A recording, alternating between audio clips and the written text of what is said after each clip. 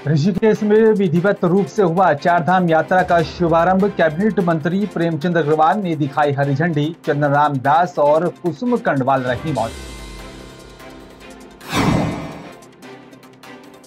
ऋषिकेश में registration counter पर अव्यवस्थाओं का बोलबाला। चारधाम यात्रा को लेकर लोग हो रहे परेशान। एक तरफ सरकार व्यवस्थाओं के कर रही है बड़े बड़े दावे।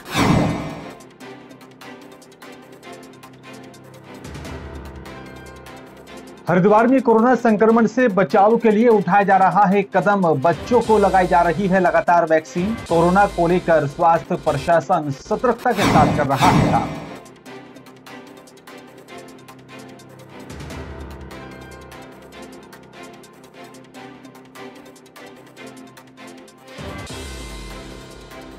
मध्य प्रदेश के डिंडोरी में पुरानी पाइप लगाकर पुलिया का नया निर्माण करने का लगाया आरोप। पुलिया निर्माण में नियमों की अवहेलना करने का भी लगा है आरोप। पुराने मटेरियल का इस्तेमाल हो रहा है नया पुलिया।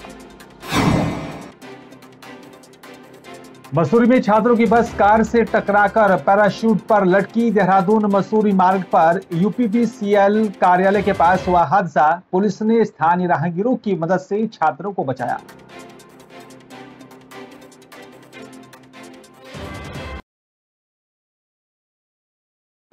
नमस्कार, मैं हूं बिलाल और आप देख रहे हैं मेरे साथ नेशन 24 न्यूज। चलिए बुलेटिन में सबसे पहले बात करेंगे उत्तराखंड की।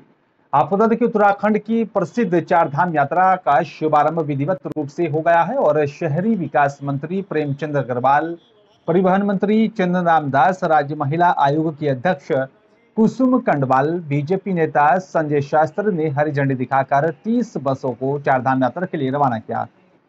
इन बसों में 1200 श्रद्धालु यात्रा मार्ग पर रवाना हुए हैं और इससे पहले चारधाम यात्रा का शुभारंभ करने के लिए कार्यक्रम का आयोजन किया गया, जिसमें मुख्य अतिथि के रूप में पहुंचे शहरी विकास मंत्री प्रेमचंद अग्रवाल ने यात्रा के दौरान तीर्थ यात्रियों के लिए की गई व्यवस्थाओं की मॉनिटरिंग भी की है और सरकार की तरफ से लगातार किए जाने का दावा किया। परिवहन मंत्री चंदन राम दास ने भी यात्रा के दौरान बसों की कमी नहीं होने की बात कही है और कहा कि यात्रा के दौरान सभी ड्राइवर और कंडक्टर तीर्थ यात्रियों के साथ मधुर व्यवहार करें। किसी भी प्रकार की शिकायत आती है तो इसमें राज्य का नाम पड़ोसी राज्यों में भी खराब होता है।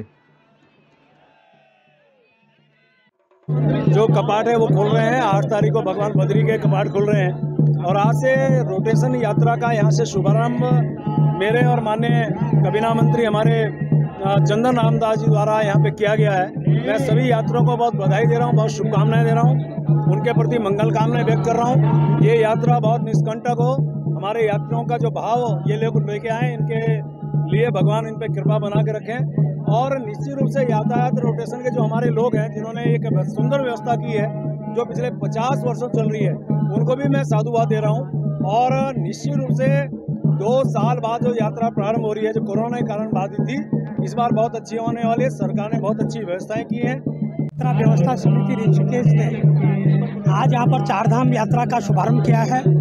मैं शुभकामनाएं देता हूँ अपने सभी यात्रियों को। मैं अपने विभाग की ओर से ये विश्वास दिलाता हूँ कि हमने चारधाम यात्रा में सभी व्यवस्थाएं की हैं।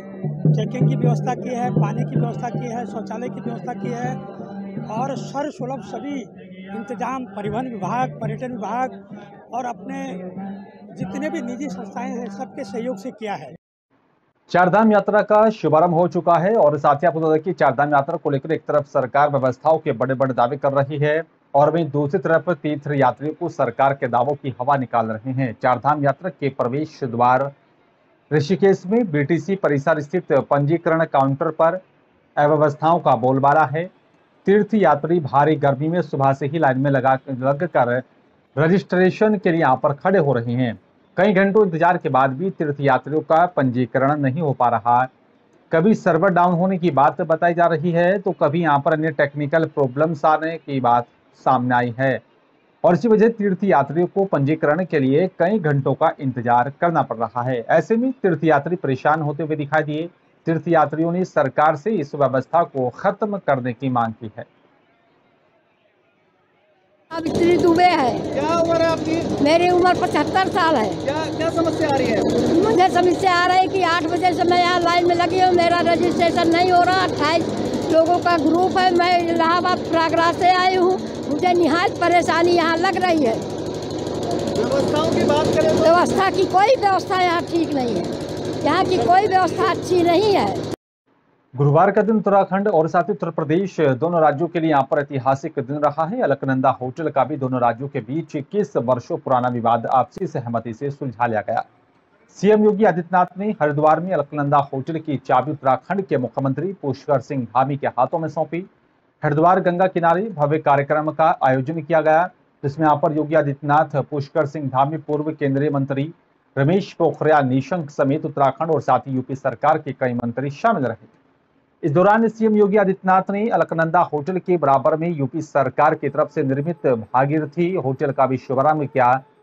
प्रेस वार्ता का संबोधित यहाँ पर करते हुए सीएम योगी आदित्यनाथ ने कहा है, एक भारत और श्रेष्ठ भारत का सपना साकार करने के लिए मिलजुल कर कार्य करना होगा। राजनीतिक सोच से ऊपर उठकर फैसले लेने होंगे। जिस तरह से उत्तराखंड और यूपी के यहाँ पर बीच 21 साल पुराना अलकनंदा होटल का विवाद सुलझा लिया है, तो देश के अन्य राज्यों के लिए उदाहरण बनेगा।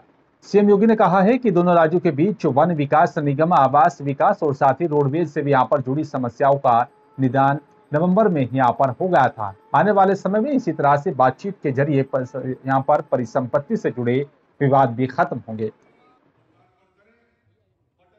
हमारे माननीय योगी जी ने आज यहाँ उद्घाटन किया हुआ है। जितने भी साधु संत, सभी साधु संत योगी जी से यहाँ मिलने आए थे और योगी जी से मिलकर सभी साधु संतों को बहुत अच्छा लगा है और यहाँ का उद्घाटन हो गया है और हम लोगों ने सब यहाँ भोजन किया। भोजन करके हम लोग बाहर आ रहे हैं।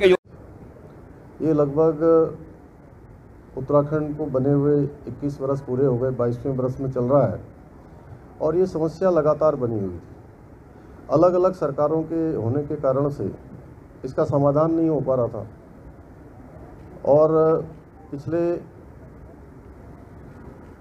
5 वर्षों में लगातार इसके लिए प्रयास होते रहे और इस बार अंततः नवंबर माह में सभी प्रकार के जितने भी इस परिसंपत्तियों से जुड़े हुए मामले थे उसमें 95% जो कुछ 5% रह गए हैं उन सब का भी जल्दी ही जो है समाधान हो जाएगा। जैसे हमारे यहाँ पर सिंचाई विभाग की ज़मीनें हैं और उसमें तय हुआ है सिंचाई विभाग के जो आवास हैं कि जितनी हमको आवश्यकता है या उत्तर प्रदेश को जो आवश्यकता होगी उनके कामों को चलने के लिए, क्योंकि बहुत सारे जो हेडवर्क्स हैं यहाँ पर वो सारे हेडवर्क्स उत्तर प्रदेश को सिंचाई के लिए काम आते हैं। सिंचाई का काम वहाँ से चलता है तो उत्तर प्रदेश को मिल जाएंगे। एक भारत श्रेष्ठ भारत की होनी चाहिए। हम सब मिलकर के एक भारत श्रेष्ठ भारत की परिकल्पना को कैसे साकार कर सकते हैं, इसके लिए आवश्यक है कि आपसी कुछ मतभेदों से ऊपर उठ करके हमें कार्य करना होगा।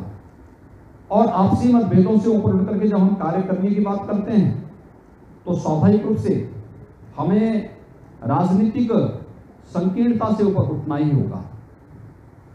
ये उन सभी राज्यों के लिए उदाहरण बन सकता है जहां पर आपसी सहमति से कोई विवाद का समाधान नहीं हो पाता है। मुजफ्फरनगर के छात्रों की बस कार से टकराकर पैराशूट पर लटकी हुई दिखाई दी। देहरादून मसूरी मार्ग पर यूपीपीसीएल कार्यालय के पास मुजफ्फरनगर के छात्रों की बस कार से टकराकर जो है बताया जा रहा है कि यहाँ पर यह हादसा हुआ और कार में सवार 31 छात्राओं की यहाँ पर जान पर बनाई थी। बताया जा रहा है कि पुलिस ने स्थानीय राहगीरों की मदद से उन जो है सभी छात्राओं को बाहर निकाला। कई को अस्पताल में भर्ती कराया गया है और गनीमत ये रही कि यहाँ पर किसी को भी गंभीर चोटें नहीं आई हैं। कार में केवल ड्राइवर सवार था और जिसमें यहाँ पर बड़ा हादसा टल गया।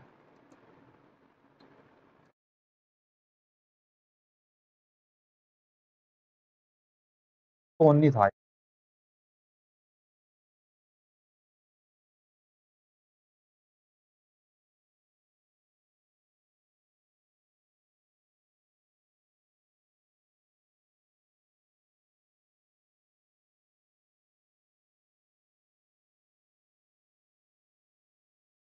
मैं कर लेता हूँ। आपको बता दें कि यहाँ पर मामला रात का है, जहाँ पर देहरादून मसूरी मार्ग पर यह हादसा हुआ। छात्रों की बस जो है यह हादसे का शिकार हो गई है। पुलिस ने स्थानीय राहगीरों की मदद से सभी छात्रों को सकुशल बचा लिया था। बताया जा रहा है कि कार में सिर्फ ड्राइवर ही सवार था और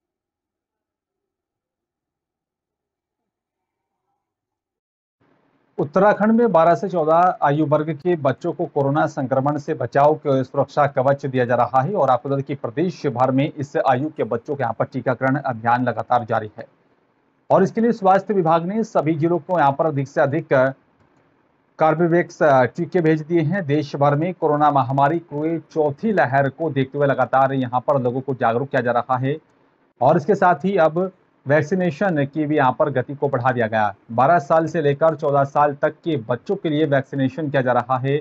बहादुराबाद सामुदायिक केंद्र क्षेत्र के यहाँ पर गांव अंबुवाला, झाबरी आदि गांव में वैक्सीनेशन किया गया, जिसमें यहाँ पर लगभग 50 बच्चों का वैक्सीनेशन हुआ है। यहाँ पे कंप्लीट करने के बाद अभी केंद्र में आशाएं बच्चे लेकर के आ रही हैं और देख रहा हूँ कि अभी करीबन 50-60 के आसपास वैक्सीनेशन यहाँ पे हो गया है और अभी ये लोग 4 बजे तक बने हैं। तो और इसका उम्मीद है कि बहुत जल्दी 2-3 दिन में हम पूरे संपूर्ण बहादुराबाद क्षेत्र को सैचुरेट कर लेंगे। और चलिए बात अल्मोड़ा की करेंगे। आपको देखिए यहाँ पर जिले भर में मादक तस्करी का जो लेकर चेकिंग अभियान जारी है और वहीं एसएसपी अल्मोड़ा प्रदीप कुमार राय की तरफ से चेकिंग अभियान जिले भर में जारी है। वहीं अल्मोड़ा जिले के यहाँ पर विकास खंड सल्ट में सल्ट पुलिस ने इवनिंग स्टॉर्म अभियान एसओ सल्ट गोविंद सिंह मेहरा के नेतृत्व में यहाँ पर थाना सल्ट के चेकिंग के दौरान एक व्यक्ति महिपाल सिंह पुत्र सुरेंद्र सिंह, जिसकी उम्र 55 साल बताई जा रही है, कोठल गांव का रहने वाला बताया जा रहा है और साथ ही आपको बता दें कि यहाँ पर उसके कब्जे से एक यहाँ पर पिट्ठू बैग में 40 पाउच अवैध कच्ची शराब और साथ ही एक प्लास्टिक के कट्टे में यहाँ पर 48 विदेशी मसालेदार गुलाब मार्क का अवैध शराब बरामद की है, जिसकी कीमत 5,840 रुपये बताई जा रही है। नशे के खिलाफ लगातार ये अभियान इस तरह से जारी है।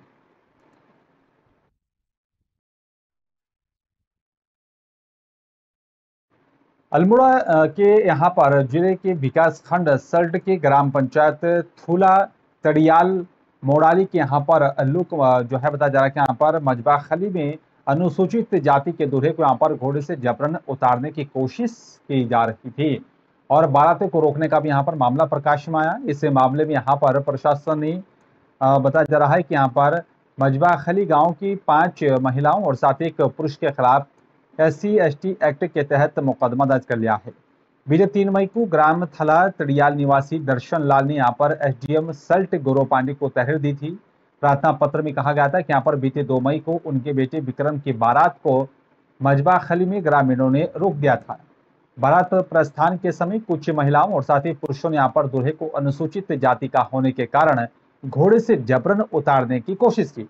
तहरीर में कहा गया है कि यहाँ पर आज भी शिक्षित समाज में सवर्ण जाति के लोगों की ओर से जात पात के नाम पर भेदभाव किया जा रहा है। ऐसे लोगों के खिलाफ कड़ी से कड़ी कार्रवाई करने की मांग की गई थी। जो है ग्रामवासी थला तड़ियाल से कुछ लोग यहाँ पर आए हुए थे, जिनके द्वारा बताया गया कि 2 तारीख को शादी में दूल्हे को मंदिर से घोड़े में जाने से रोक दिया गया उन्हें। तो इसी प्रकरण को लेकर वो तहसील में आए हुए थे मामले को लेकर, क्योंकि जो दूल्हा पक्ष था वो अनुसूचित जाति से संबंधित थे। तो कुछ उन्हें जाति सूचक शब्दों से और उन्हें घोड़े से जाने से रोक दिया गया। तो फिर मामला जब यहाँ आया तो उसमें जो है संबंधितों के खिलाफ FIR दर्ज की गई और इसमें 6 अभियुक्त थे और मामला जो है अभी जिला अधिकारी महोदया को प्रेषित कर दिया गया है नियमित पुलिस को हस्तांतरण के लिए। डिंडोरी जिले के बजाग विकास खंड मुख्यालय की यहाँ पर तहसील कार्यालय में ब्लॉक कांग्रेस कमेटी बजाग की तरफ से राज्यपाल के नाम ज्ञापन सौंपते हुए गृह मंत्री नरोत्तम मिश्रा को बर्खास्त किए जाने की मांग की है। आप बता दें कि यहाँ पर पिछले दिनों सिवनी जिले में यहाँ पर आदिवासियों की यहाँ पर निर्मम हत्या कर दी गई थी, जिसका विरोध जताता हुई ब्लॉक कांग्रेस कमेटी बजाग की तरफ से तहसील कार्यालय में यहाँ पर राज्यपाल के नाम ज्ञापन सौंपते हुए दोषियों पर कड़ी कार्रवाई करने की मांग, गृह मंत्री नरोत्तम मिश्रा को बर्खास्त करने की भी मांग की गई है। देश में भारतीय जनता पार्टी की सरकार और उनके सहयोगी संगठन बजरंग दल के लोग, RSS के लोग लगातार आदिवासियों पर अत्याचार कर रहे हैं। नीमच, मनावर और के बाद सिवनी में 2 दिन पूर्व 2 आदिवासियों की पीट कर गौ मांस की बिक्री के मामले के शक में उनकी पीट कर हत्या कर दी गई है। और कुल मिलाकर ये है कि कोर्ट भी खुद बनी हुई है सरकार, पुलिस भी खुद बनी हुई है, फैसले भी खुद दे रही है और आदिवासियों पर लगातार अत्याचार रुकने का नाम नहीं ले रहे हैं। फिलहाल कांग्रेस कमेटी बाजार चल रहा है।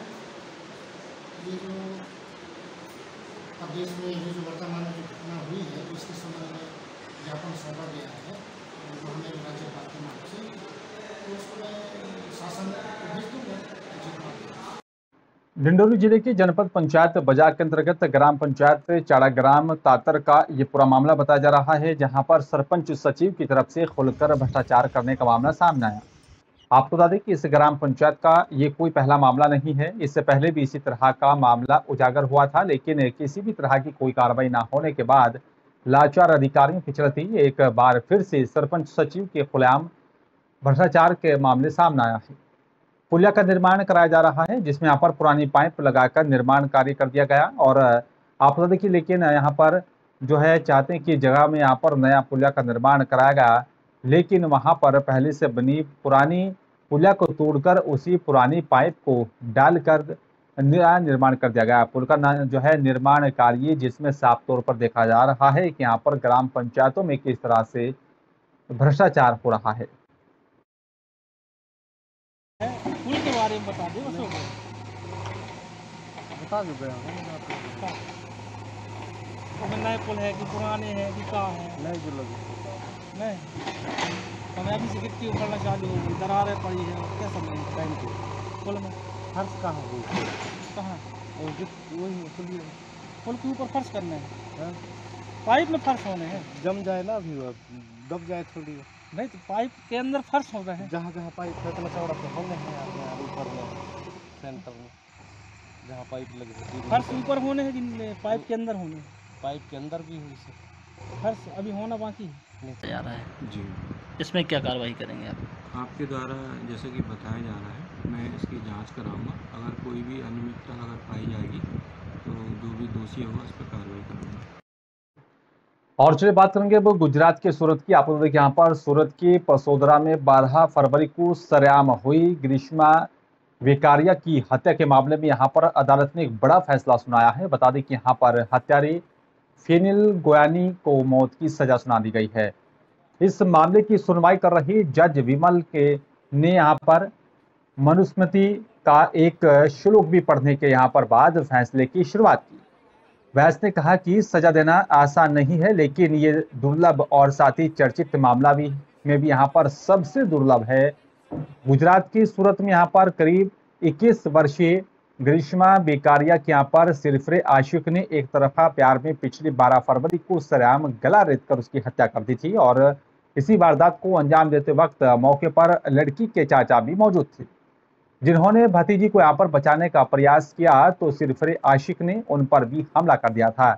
सरेआम हुई इस हत्या ने यहाँ पर पूरे गुजरात को हिलाकर रख दिया था। इस मामले में ग्रीष्मा की यहाँ पर हत्या के अलावा आरोपी फेनिल को हत्या के प्रयास के मामले में भी यहाँ पर दोषी पाया गया है।